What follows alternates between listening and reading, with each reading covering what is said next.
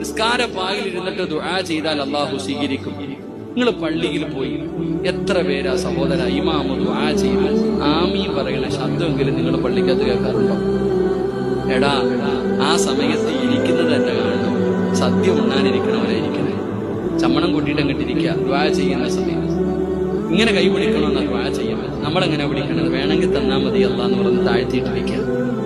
ആ ദുആ ചെയ്യുന്ന സമയത്ത് പോലും ഒന്ന് നേരെ ഇരിക്കുവാനോ ഒന്ന് കൈ ഉയർത്തി നേരെ പിടിക്കാനോ അല്ലെങ്കിൽ ഉസ്താദ് ദുആ ചെയ്യുമ്പോൾ ഒന്ന് ആമീൻ പറയാനോ നമ്മളിൽ പലർക്കും മനസ്സുണ്ടാകില്ല. അല്ലാഹു ഈമാൻ തരുമാറാകട്ടെ. ഉള്ളതാ ഞാൻ പറയുന്നത്. അല്ലാഹു നമുക്ക് ഈമാൻ തരുമാറാകട്ടെ. ഉസ്താദന്മാരുടെ ഏറ്റവും വലിയ സങ്കടം, ഉസ്താദ് ദുആ ചെയ്യുമ്പോൾ ഉസ്താദിന് തന്നെ തോന്നാറുണ്ട്, ഞാനിത് ആർക്ക് വേണ്ടിയാ അല്ലാഹ് ചെയ്യണേ? പടച്ചോനെ, ഞാനിത് സങ്കടം കൊണ്ട് ചിന്തിക്കാറുണ്ട്. ആമീനിന്റെ ശബ്ദമൊന്നും കേൾക്കാറില്ല. എല്ലാരും ഇങ്ങനെ ഇരിക്കുക, ഇങ്ങനെ മൂളി മൂളി. ചിലര് ദുആ ചെയ്യണ സമയത്ത് എഴുന്നേറ്റ് ഭിത്തി ചാരിയിരിക്കും, ചിലര് പോയിട്ട് തൂണ് ചാരിയിരിക്കും, കിബിലയുടെ നേരെ കാലും നീട്ടിയിരിക്കും. ഇങ്ങനെ ഇരുന്നിട്ടാ. എന്റെ പൊന്നാര സഹോദര, ഓരോന്നിനും ഒരു അദബും മര്യാദയുണ്ട്.